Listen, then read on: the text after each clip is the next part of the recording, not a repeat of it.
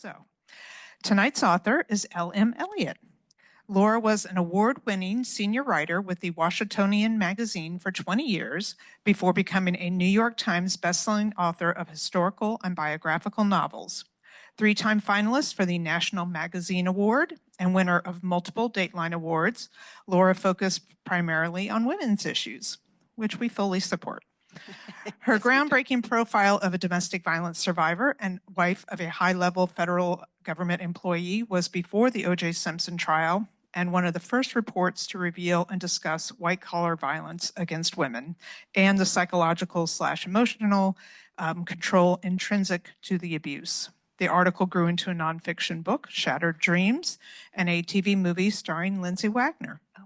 Winner of multiple awards, Elliott's 14 novels cover a variety of eras: the Cold War, World War II, the Great Depression, American Revolution, and the Italian Renaissance, and are for a variety of readerships from ages middle grade all the way to adult.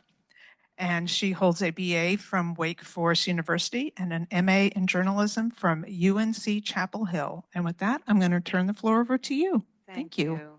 Thank you so much, Rebecca. That's the most complete introduction I've ever had. Thank you very much. I really appreciate it. I've been so lucky to have kind of multiple lives as a writer. So thank you all for coming tonight. It seems to be really important right now to be talking about women's history, right now especially. So you know a little bit about me now. I was a senior writer with the Washingtonian magazine, and I did fully plan to go back to the magazine after writing my first novel. And in fact, my editor was interviewed about me one time and said, I don't know why she's left a good paying job to do what she's doing. But I saw how potent, well-told, stringently researched historical narrative can be in immersing readers into the human realities of living through history's crises and conflicts. It's a really powerful, experiential, show rather than tell symbiosis of literature and social studies. Now, story has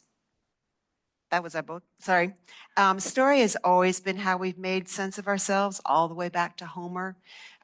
Retelling events through people's experiences, how they lived through them, looking for examples of what brought about the best or worst in them, that we can use as guidance for choices we must make ourselves, right? Of course, that demands a work be rooted in fact, meticulously researched, woven tightly with an era's societal constraints, political and cultural personalities, authentic dialogue, creative arts, even smells. So readers learn like osmosis, simply breathing in all those revealing specifics of history. I've also witnessed the power of presenting recurring human controversies in a past era rather than present day. It removes the heat of immediacy and readers' self-protective defensiveness, freeing them to spot parallels and echoes and resonance with their own current experiences through the prism of allegory, everyman archetypes layered into a novel's historical plot points. It's handing you a kaleidoscope, as it were, of scenes and dialogue to look through, to turn and turn until those bits and pieces of color snap into meaning of your making, which is what I hope to be doing with you today too. Now, Truth Lies is set in 1973, the year of Watergate, the Equal Rights Amendment, and the return of our Vietnam vets to a nation still bitterly divided over the war. A year when Congress, the president, and the courts get into this unprecedented checks and balances slugfest, when women have constitutional equality within reach only to have it unraveled by other women. When Americans' willingness to ask hard questions, to recognize truths and lies or not, defines all that follows. Now, the Watergate scandal lasted from 1972 to August 1974.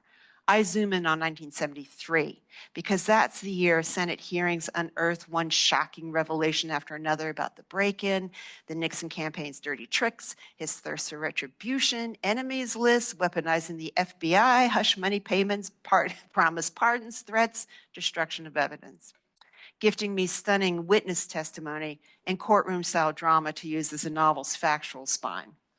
It's also the year ratification of the ERA, expected to be quick, was suddenly derailed by suburban, mostly affluent homemakers, women who'd felt put down by libbers, marshaled by conservative author Phyllis Schlafly, we'll talk about her in a minute, who tapped into those resentments and then scared the bejeebies out of them by claiming the ERA would destroy their ability to stay at home, to be stay-at-home moms and wives.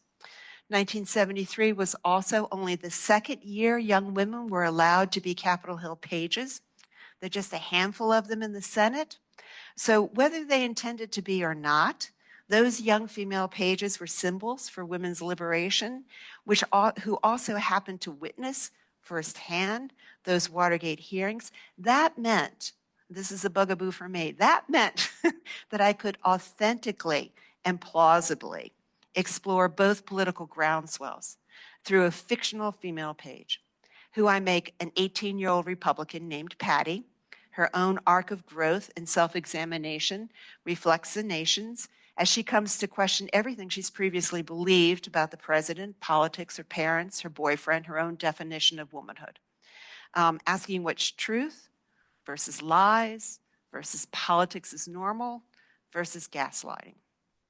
Her questions are accelerated by hearing John Dean's testimony that campaign contributions were used for the cover-up, sparking worry that her father, a Midwest Republican fundraiser, might have been swept up in the credo of anything goes to win. And given the startling sexism of the 1970s, despite the feminist movement, Patty is a thematic linchpin as well for me, the personification of learning to shake free of cultural messaging that a likable woman is demure, accommodating, even submissive to the opinions of her father and family and the dreams and desires of her boyfriend. Now, this is my third Cold War docudrama about a fraught political era. The first was on McCarthyism, the second on the Berlin Wall, 1961. All three explore the dangers and trickle-down impact of polarization, inflammatory rhetoric, hate labels, and disinformation on us, our friendships, our worldview, sense of agency, our ability to live America's glorious ideal of e plurimis unum, from many, one. All three are fiction, nonfiction hybrids, featuring a photo essay of factual events that punctuate the fictional narrative. Each chapter opens with images of that specific month's headlines, direct quotes, pop culture, witness testimony, political cartoons, events that then affect the thoughts and actions of my characters. You'll see some of these layouts and spreads as we go.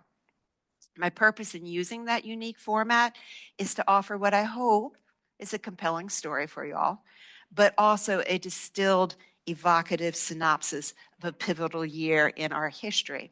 And I really learned how to use photographs like that at my time during the Washingtonian, because I wrote, that was a heyday of magazine writing, you all, 5,000 to 8,000 word pieces where I've like followed somebody for a month in their lives. And then of course it was punctuated with these beautiful, really touching photo essays often. So all three books feature characters from opposite sides of the political spectrum, learning to overcome biases, to befriend and trust one another, brave enough to ask whether their family, personal heroes, or national leaders are genuine, or are their messages manipulative, stereotyping, otherizing. Now, in Truth Lies, isn't that fun? It was so much fun looking for the photographs for the book and for this. Nixon was groovy. Anyway, the language from then, you all, it was such a time capsule. So in Truth Lies, these two characters are Patty, over here, the straight-laced Senate page, debutante, dutiful daughter, easily shocked, political wife wannabe, and the hip brainiac musician, voracious reader, and feminist Simone, whose family couldn't possibly control her opinions and statements if they tried. They're thrown together because their mothers were college roommates, and Patty's parents, who live in Illinois, don't want Patty staying in her Capitol Hill boarding house unsupervised when Congress wasn't in session. So she spends weekends across the river in Old Town Alexandria with Simone and her parents. The heart of the novel is Patty's journey of self-discovery, which mirrors the nation's, but also her hard-won friendship with Simone, their consciousness raising, as Simone would have called it. I really enjoyed writing both of them and their interaction as they find their way. As they find their way from being suspicious and judgy of one another, and wow, can't believe what you just said, to what I hope is a beautifully contrapuntal friendship, forged not because they agree on much of anything, but because they stand by one another through crises. They each grow, becoming more empathetic, open-minded, and confident in their individual self-worth because of the influence of the other. Now, this is an older YA, crossover adult, purposefully multi-generational read. Patty and Simone's mothers are very important minor characters, mirroring the dynamics of their daughters and their own backstories, estrangement, and need to reconcile, their own journeys of redefinition. Patty's mother in particular must face really hard questions about her marriage to a highly successful but overbearing psychiatrist and politico. And like Patty, she must come to recognize, whether coming from a national leader or a personal mentor or a romantic partner, gaslighting for what it is, which is a calculated campaign to breed self-doubt about a person's own perceptions, worth, or even emotional stability in order to gain dominance over them, to inculcate a reliance on the perpetrator's opinions or their smokescreen lies as fact. Now, I hope you all will read it with your daughters and sons. I'm particularly fond of 3 minor boy characters in this novel, Will, Abe, and Julius, who all represent very different ways of being male and how to relate to women, and are definite foils to Patty's authoritative father and her boyfriend, perhaps even more important for young men now, given their much reported sense of alienation and angst and their vulnerability to the sexism being peddled by conservative influencers. In many ways, these 2 pairs of women, Patty and Simone, and their mothers, are a symbol of the 1970s women's liberation movement. Those bodacious, determined feminists, fiscal conservatives, and social progressives alike, who crossed the aisle to join forces for the purpose of bringing vital improvement to women's legal and societal status against considerable odds, y'all. So that's our Women's History Month focus today. So I'm going to skip quickly over Watergate, but we can come back to it if you want. It's break-in, cover-up, and the parade of shocking witnesses. Human history is such a metabolic dance of action-reaction. In so many ways, 1973 was a culmination of what came the decade before and a backlash against it, starting with how Nixon was first elected in 1968. This is one of the spreads. You'll see more and more of them that are in the book. Anguished protests following the terrible assassination of MLK in April were followed quickly by Bobby Kennedy's shooting 2 months later, and the escalating anti-Vietnam War marches were rocking the nation, promising a return to law and order and to bring the war to an honorable end. Nixon was elected with a slim 1% of the majority vote. His supporters want Nixon to govern with no tolerance for troublemakers, and that's what he does, with heavy-handed policing and FBI surveillance. But Nixon doesn't end the war. He escalates it, and 20,000 more Americans die. He fuels the bitter generation gap over Vietnam by calling students who shut down college campuses in increasingly desperate protests ungrateful bums.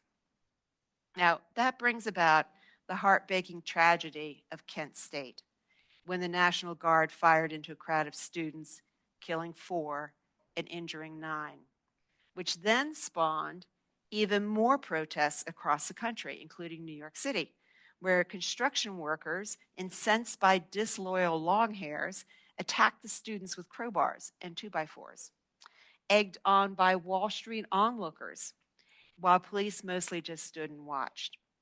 But despite such violence and Watergate break-in and growing reports of these serious campaign misdeeds by Nixon's re-election committee, 60% of Americans believe, as Nixon claims, that Watergate news reports are absurd fiction, a media hit job.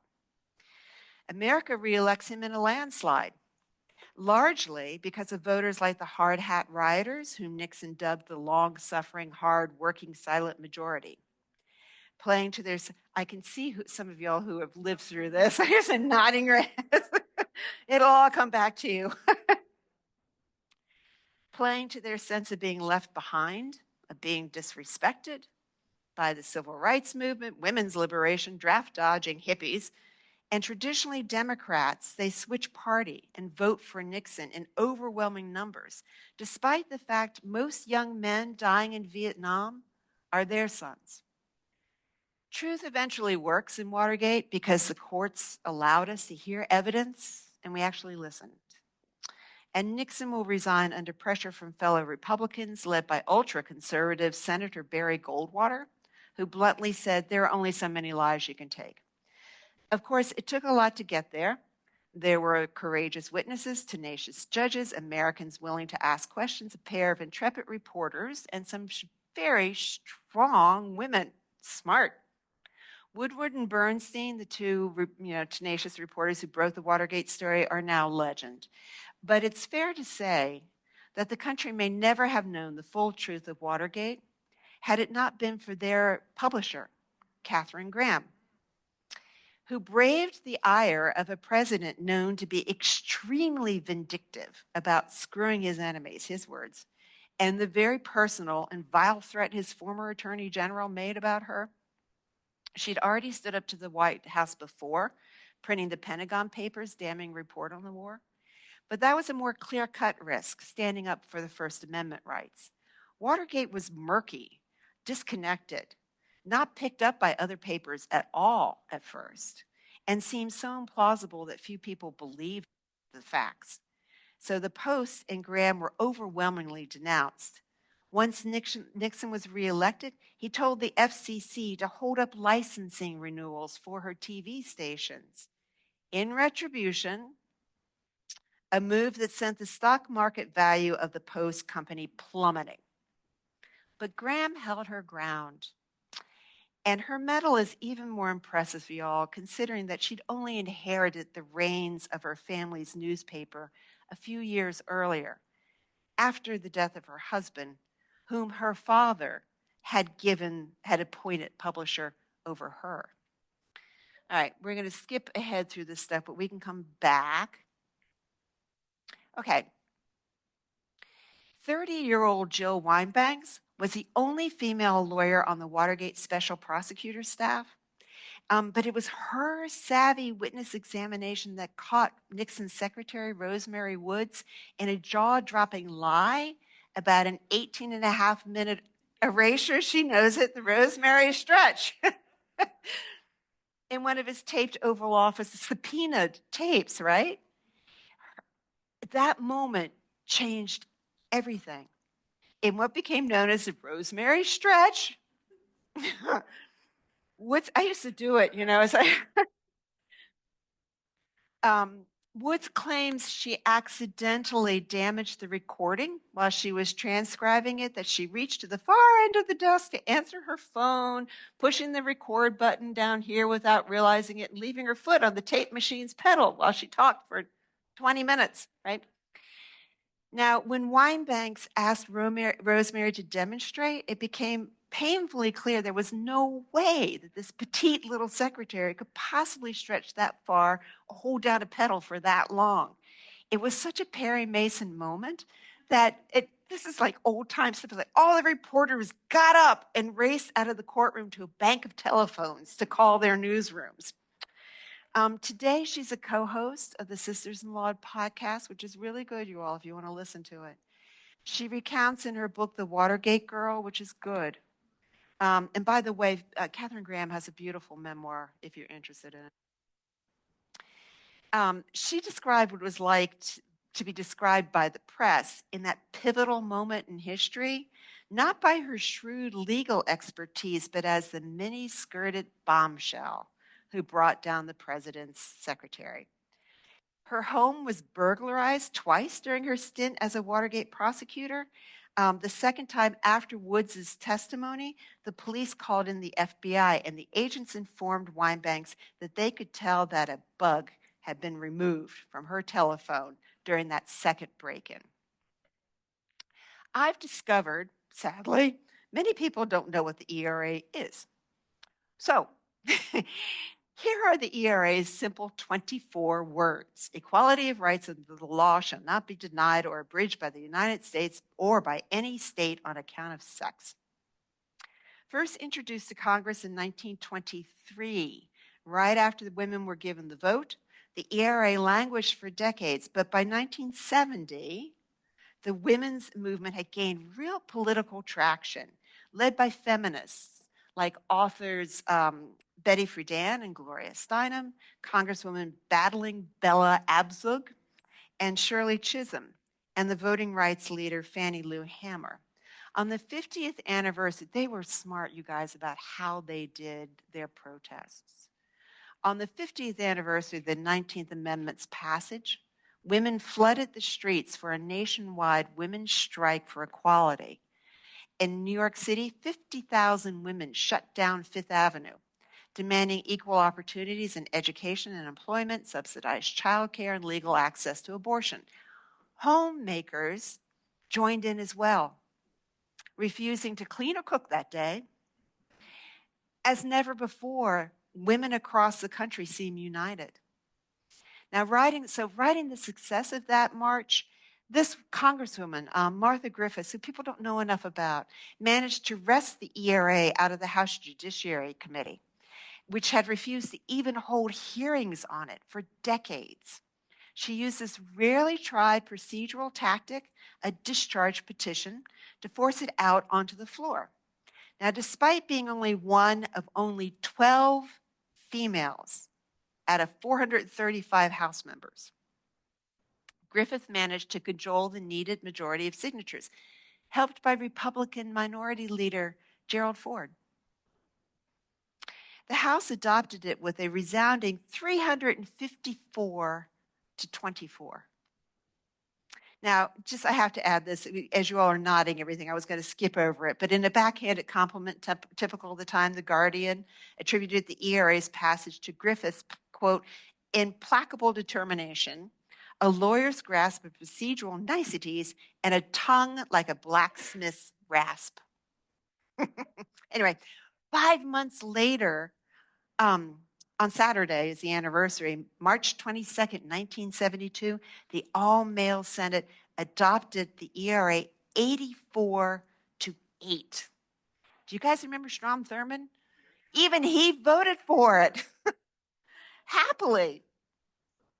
Now, within 48 hours, Hawaii, Delaware, New Hampshire, Iowa, and Idaho ratified it. After only a year, 30 states had as well. Only 8 more were needed. We were on our way, y'all. Feminists and their male allies, and there were many at the time, including a clear majority of Republicans, rejoiced. Complete ratification before its deadline seemed easy and certain.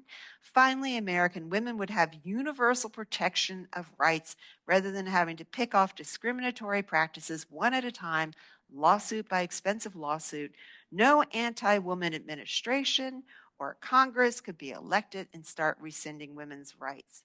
But then, Phyllis Schlafly and her Stop ERA followers flooded state houses, armed with home-baked bread and cards saying, to our bread winners, from your bread bakers, please save motherhood. Suddenly, ratifications slowed and stopped. And even though a whopping 83% of polled Americans believed the ERA should become law, when the deadline came, the tally fell short by 3 states. Now, as you know, in 2020, it has been ratified. The final ratification was Virginia, right? It should be law, which we can talk about more if you want. Okay, who was Phyllis Schlafly? A self-published, best-selling political author, mother of 6 with a master's degree in government. She was very smart, y'all, and she went on to get her law degree.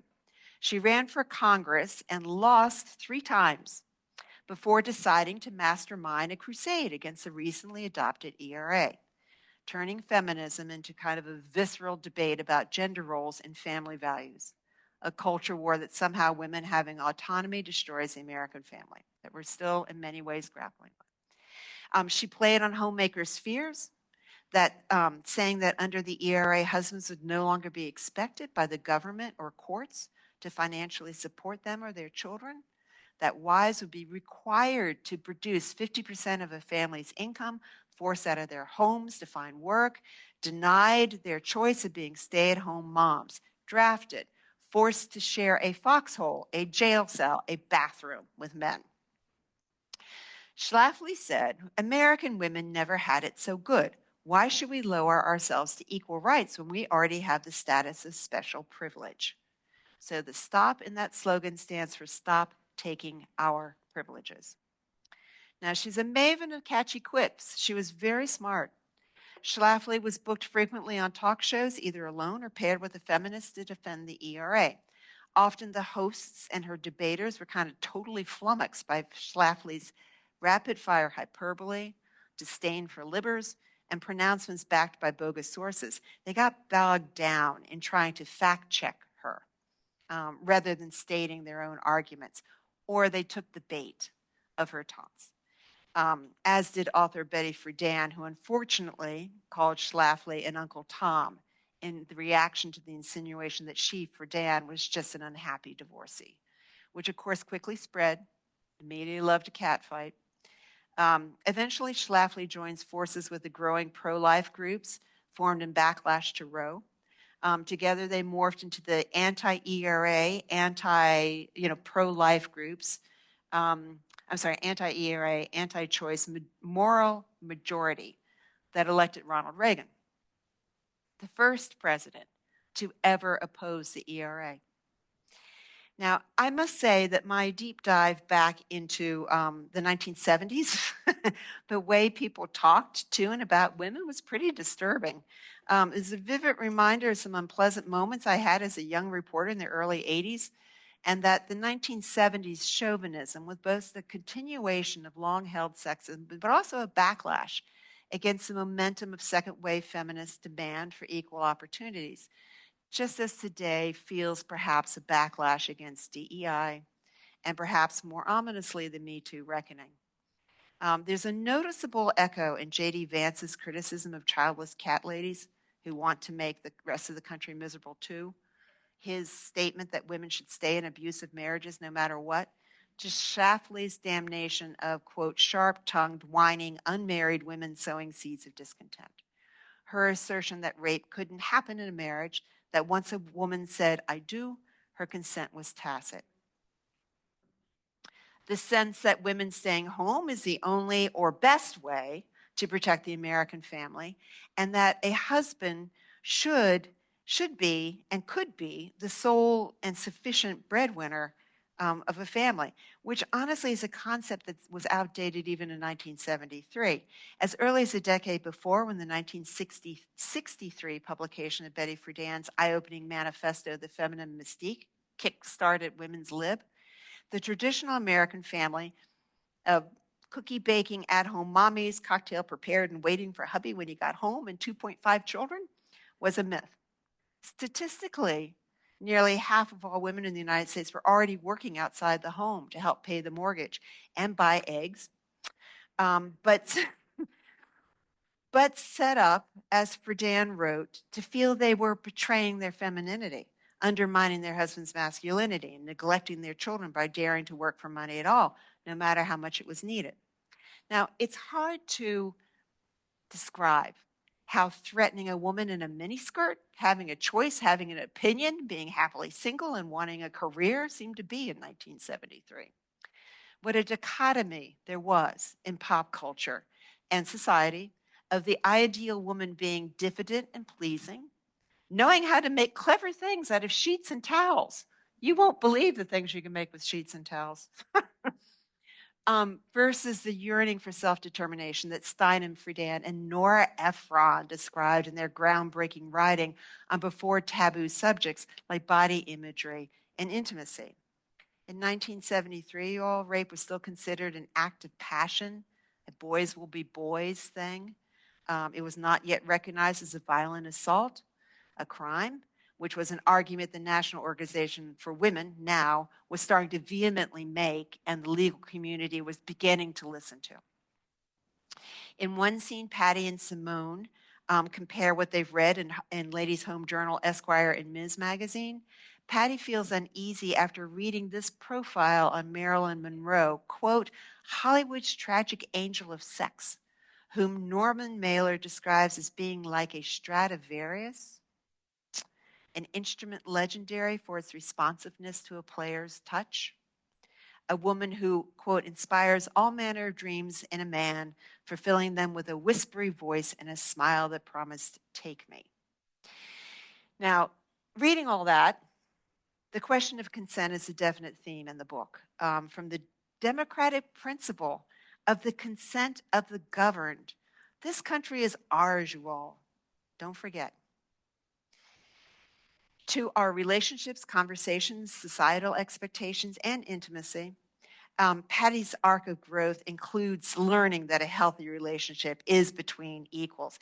And I hope her story actually is empowering, in particular for high school and college-aged readers in particular, given the recent uptick in kind of demeaning language used to smear women who voice dissent, as well as just the long-time statistic that 1 out of 3 college women will experience sexual violence from someone they know, are dating, or love and trust.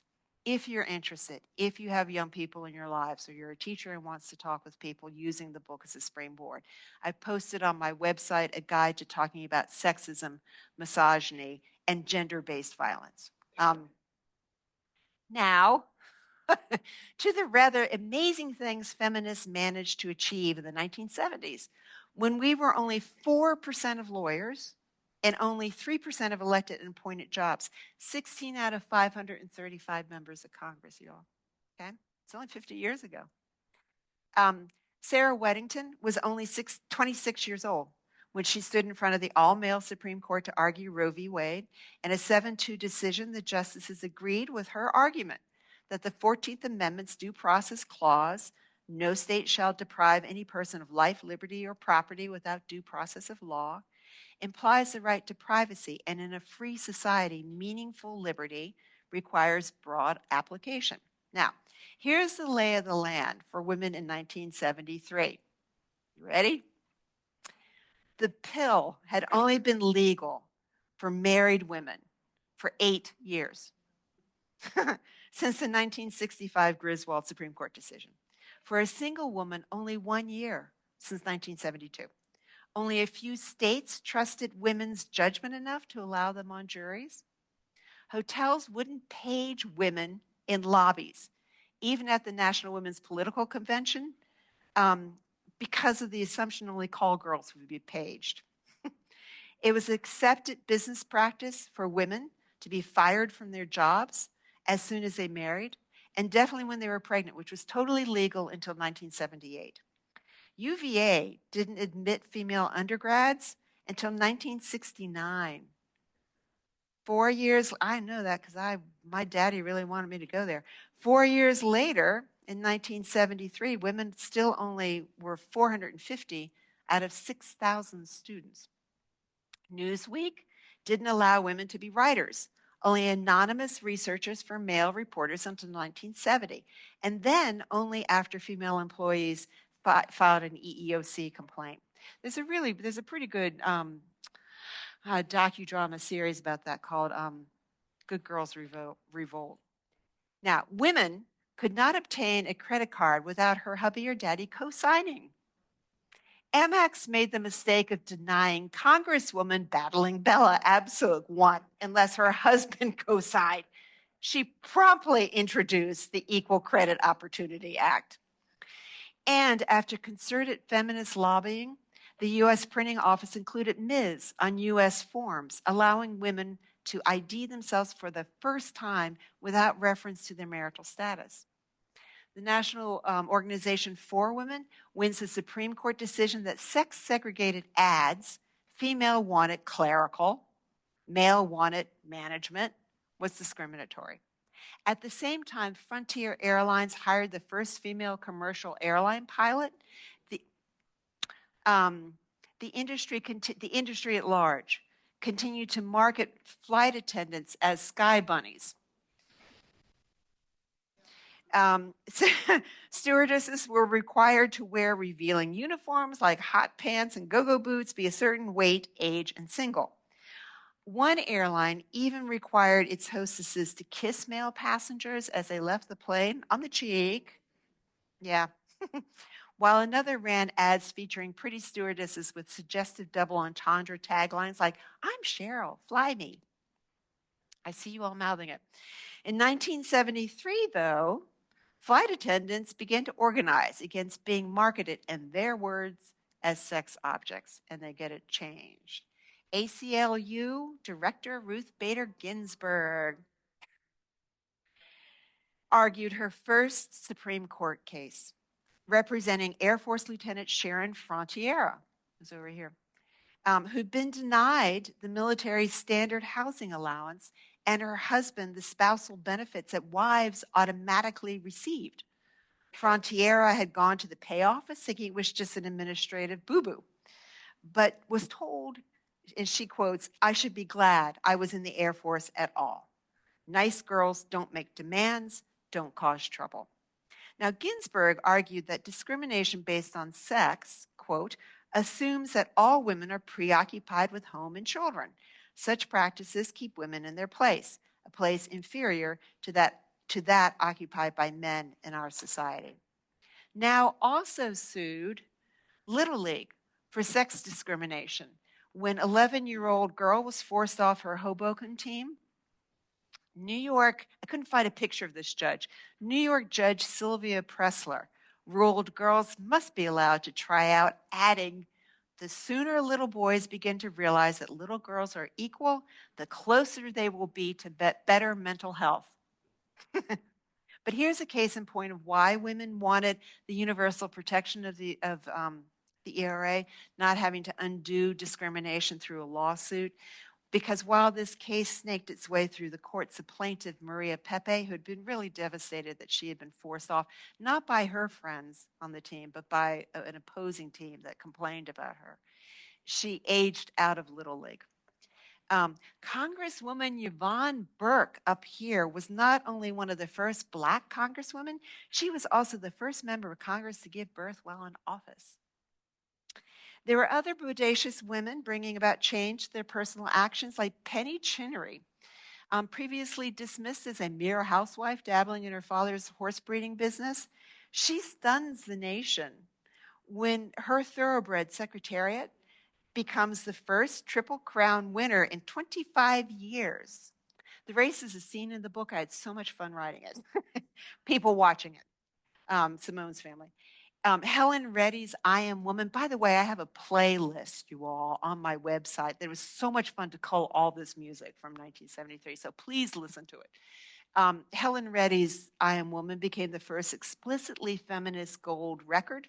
Its chorus, "I am strong, I am invincible, I am a woman," became a rallying anthem for feminists and a jubilant celebration at the end of the much-hyped Battle of the Sexes tennis match between Billie Jean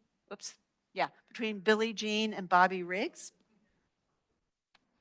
That is also a scene in the book. I actually have a whole parlor full of women in the Washington, D.C. Christian women's home that was a boarding house for a lot of workers, all watching it, very nervous about it, right?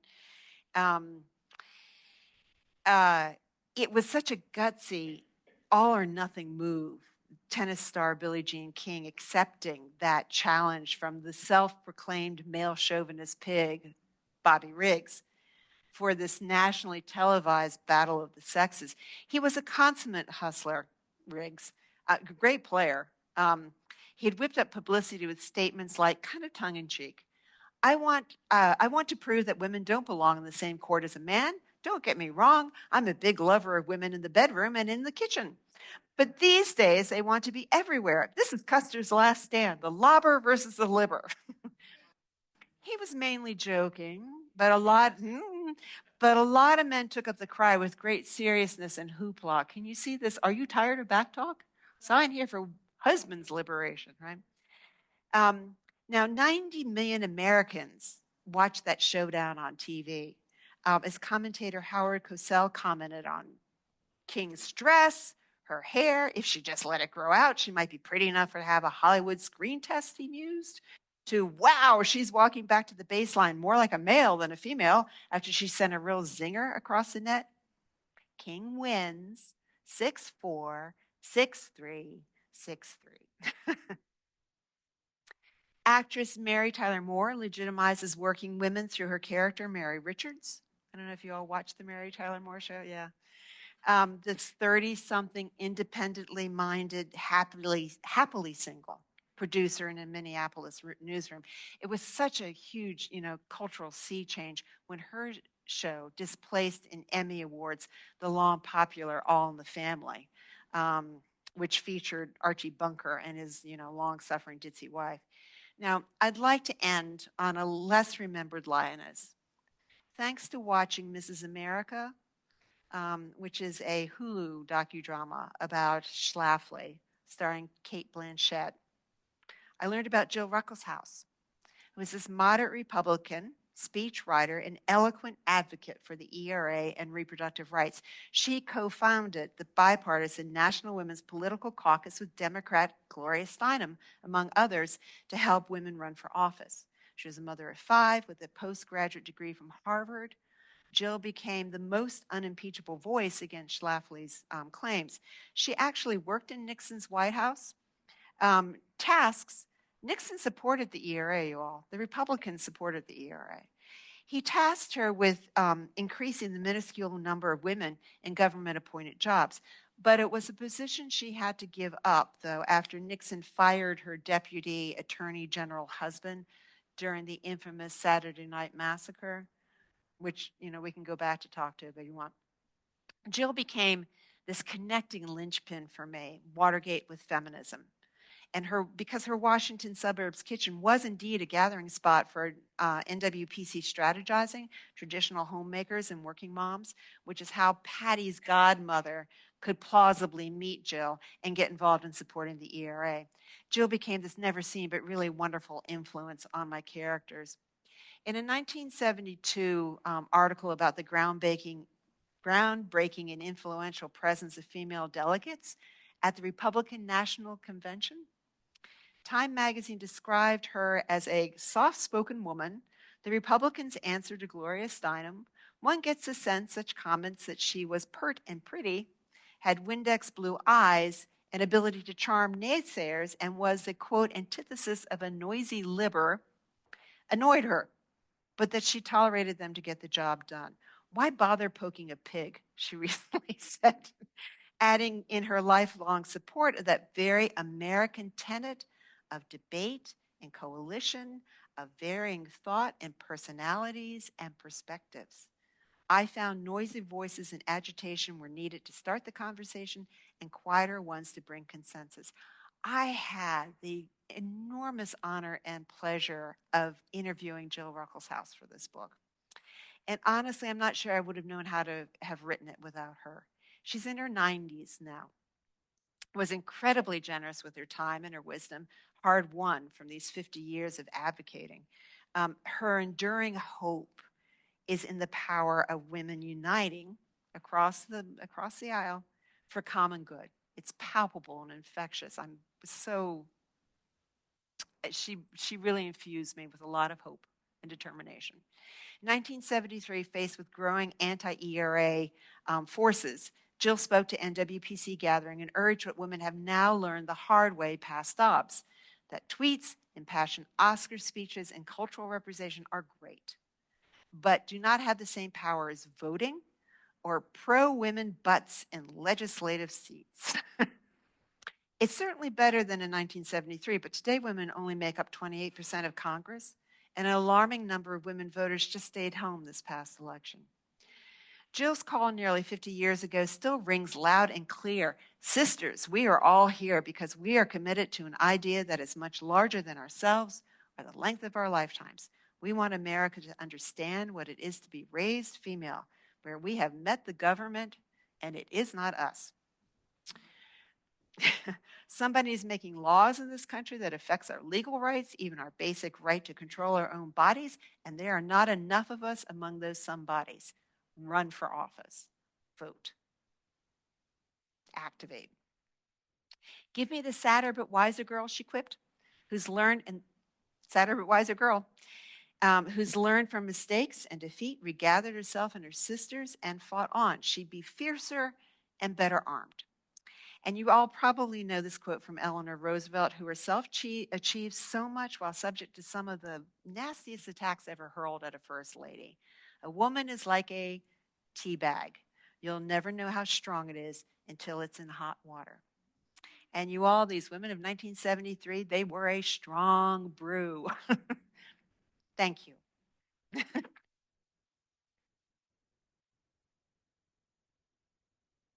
I talked a long time. Do y'all have any questions? We do have a couple of questions online while folks in the room think of their questions. So just to clarify, are the pictures in your book? Someone Yes, asked? not all of them, but like that's just a picture I pulled. But these are spreads from the book themselves. Okay. So anytime you've seen the photographs with then the captions inside of them, those are in the book, like that. Great. And another question is, where were you in 73? What was happening in your life? I was a young teen in Washington, D.C. And it's funny, I went onto a deep dive of, oh, yeah, I remember that when I started writing this. So I was 12, 13. But I will admit, among friends here, that there's a little bit of me and Patty, there's a little bit of me and Simone. I was actually a flute player, marching band music major, actually. I actually did march in Nixon's inauguration, and y'all, it was cold, and we still went. And it was the weirdest thing because it was a combination of all the area's high school bands to create a band of 1776 players. So, but that's where I was. So I was very, very aware of Watergate growing up. I didn't become an investigative reporter like Woodward Bernstein. I wrote about women's issues. I did these long narratives of following people and interviewing them at real length and creating what's now called, they're now MFAs in creative nonfiction. Back then we just called it narrative journalism. But I really absorbed all of that, and I think that's why I became a writer.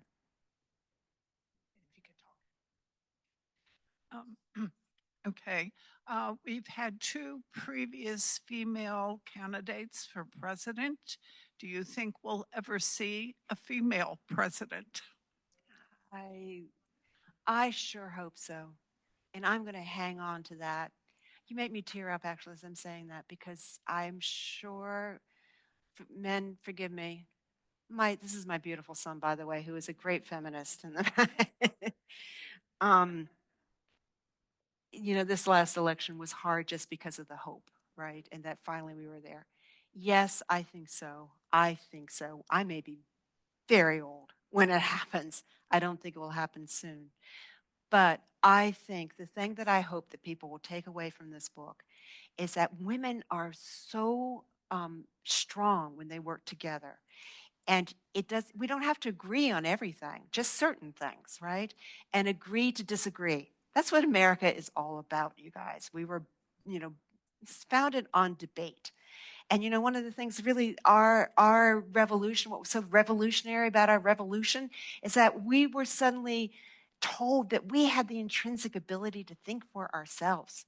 We didn't have to have the king tell us what to think or the crown, but that's then a responsibility that we have to think for ourselves. We have to stay engaged. So yeah, I hope so. I really hope so. There have been so many strong women like Shirley Chisholm, who ran for it back then. But yeah, I think so. Yeah, Shirley would be 3, right? 3 women have run. Yes, actually, I just discovered there's another woman, oh God, Margaret Chase Smith, who stood up to McCarthy, y'all. And she ran briefly, but she didn't get beyond the primary, she didn't make it to like the convention. So I have a question. Was there anything that surprised you in your research? Something that you were like, huh, I didn't, just kind of hit you sideways?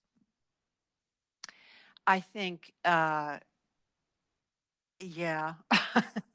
but I think it was more the language that I had forgotten about and had wanted to forget about.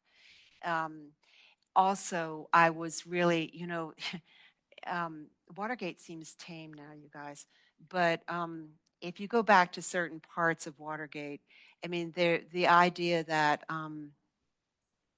that there would be this careful, um, using monies that were supposed to be used for the campaign to instead being diverted for hush money payments. That I guess I just hadn't, as a 12, 13-year-old, hadn't focused on that. So, um, yeah. Someone online wanted to know, is there a list on your website that highlights some of the topics in this that you mentioned today? Yes. Please go to my website. I've handed, if you all are here, there's a packet back there too, because I know I wouldn't get to everything. I do have on my website, lmelliott.com, because I'm inviting you in to learn about history, I add additional information, essays, interviews. I actually interviewed John Dean. It's on my website. Oh, he was so lovely and so smart. We can talk about that if you want.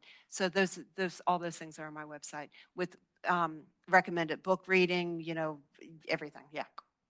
You can take a deep dive into 1973 Watergate and the ERA if you go to my website. Thank And the question all writers hate, what are you working on now? Usually I would have said, well, I'm doing this and then I'm doing that after this. This one was so I don't know. I have a couple of ideas. One has to do with another women's issues, the suffragists. I live in Virginia. I'm trying to backtrack up to, let's say, we'll go back to Watergate. But I live not far from I grew up not far from the jail where they brought the silent sentinels and jailed them during the protests for the 19th Amendment. There's that. I have so many things. I have things that are left over from past books that I really want to write. It's not over there, but one of my favorite books is Da Vinci's Tiger, which is an adult book about the young poet in the portrait. It's the only Leonardo in all of the Americas, you all. It's in DC at the National Gallery of Art. And she was this poet, and there's only one line remaining of her poetry, which is, I beg your pardon, I am a mountain tiger. I wanted to write about her. So when I was researching that, I learned about another portrait by Da Vinci that's only recently been um, um, authorized. Yeah, authorized, the right word, authenticated. Thank you. That I'd love to write about too. Oh God, this is my son, you guys. Also an author, Peter Malone Elliott, with this amazing book called Blue Ridge, this thriller. It is so good. I wish I had been that good of a writer when I was his age. No, it's true.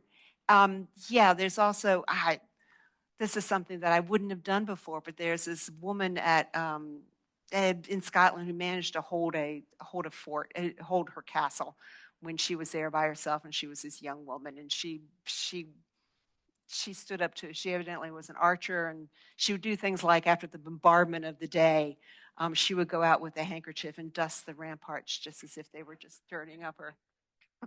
Bodacious Scottish woman. So, and I could go on and on. There are other things. So this is my problem that my son can attest to. I love the research. Can you tell? It's like, this is so good. The hardest thing for me is to stop researching and to stop pulling other stories with me. It's like, oh my God, I got to go back and write that one. So, yeah. Can you describe your research process then? What does it look like? And I think it's my journalistic training, you all. I don't write a word until I've done almost a year and a half of research. The research tells me what to write. For instance, just looking at this one is I was really, I'll be honest with you all, I was flummoxed with when my editor said, because I've done a book about McCarthyism, Suspect Red, the wall going up, which Browse About has in the back too. And then my editor said, why don't you write something about Watergate? Oh, and actually it's the same year as that was the ERA. Do it together. And I'm thinking, wow, how would I do that? So I couldn't figure out how to do it until I interviewed Jill Ruckelshaus. I just did all this reading, all this research, and I didn't know, I'm embarrassed to say I didn't know about Jill Ruckelshaus until I watched Mrs. America, which if y'all have the stomach for it, Cate Blanchett is phenomenal, of course, as is everybody. And after interviewing her, I knew that there were these kind of linchpins, Watergate and feminism. And then I discovered the thing about the pages.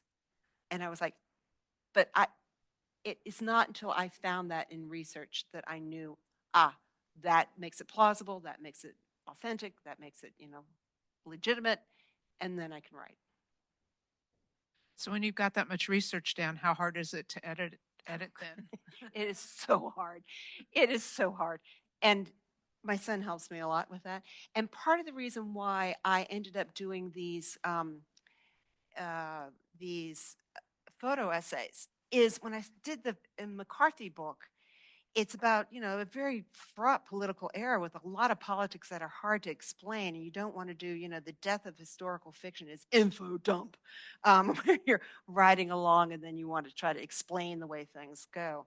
So with the McCarthy book is when I first came up with this idea of doing these kind of like photo essays before each chapter so that you read, you experience the events of that month along with the characters. And you can make your own, you're reading these primary documents yourself and making your own opinions about things, just as the characters are. So that made it a little bit easier for me to be able to put it into this, Rebecca, rather than having to say, I can't get that in the story, so I'm going to have to dump it. These books actually are hard to write. I hadn't realized what I was getting myself into, but it works really well. Each chapter is a complete month. So I didn't realize it's like I'm going to be writing a one-act play, one-act play, one-act play, because you can't have that hangover, anticipatory cliffhanger until the next chapter because it's a month that's done. So, so that helps. But I've learned, because I'm old now, I've learned, no, this is good. I've learned to save string. It's an old journalism term, meaning that if you can't put something in that story, just save it. You'll use it later. So the idea is that you have little bits and pieces of threads that from observation or other research that you've done, keep putting in your pocket. Eventually there's going to be a ball of twine, and then you can use it. There's one book back there, for instance, Louisa June and the Nazis in the Waves, which is actually one of my favorite books, and I just let fly with all my Virginia Tidewater growing up kind of narrative, and that was purely because I had this information that I couldn't shove into one other World War II book that I have. So I was waiting and waiting and waiting until I could use it. So it frustrates the heck out of me, but it's there in my file cabinets. I have a few file cabinets, don't I? Did you have a question? Hit me. Hi there. What's your biggest piece of advice for people thinking about working on a book or starting to write? Oh, no. Well, I think writing is such an adventure, you all. And I've always loved doing it with this idea that you're going to learn. We are creatures who learn. And that's what you get to do as a writer. So I can tell you're probably writing, don't be intimidated by the process. Don't be intimidated by the process, See it as I have this this information, this information. And the thing I used to talk a lot to students about journalism, and what I'd say to them is whatever is the first thing you just have to tell people, I just learned this, and I want to tell you about this person who just did this. That's your lead. That's the beginning, you know. Whatever you're like burning to tell, that's the story that needs to be told. Did I answer that question well enough? My son is actually training to be, he's in an MFA program right now, so he's going to be much better at this than I. So. All right, we have one last question from online. How much time in history do you think must go by before you can write a story about it? So when does history become history? I have to say it was a little, but I realized I was doing historical fiction about a time in my life that was like, whoa. I think, you know, there are more and more things being written in the 70s, but also the 80s and the 90s, because, you know, we can always use that information, right? It does help us kind of decide where we're going. You know, history is a continuum, right? So I mean, not yesterday and not last year, but a decade ago, technically, sure. Especially if my thing about historical fiction is everything I said to begin with. It has to be really researched. You guys won't read anything in my books that is not correct. I'm a stickler, and that's journalism that taught me to do that. But the idea is that there's something to be gleaned from this time period, and what is it? Or if there's kind of a universal conundrum that we deal with over and over again, like abuse of power, or not polarization and inflammatory language. These things unfortunately crop up over and over again. So when you talk about it at that time period, it really does allow this kind of like being able to look at it from our distance. So that could only be 10 years past. For if you all know the Crucible, for instance, that is about the Salem witch trials, but it was really a metaphor and a parable for the 1950s Red Scare that he was living through at the time. So thank you. Thank you.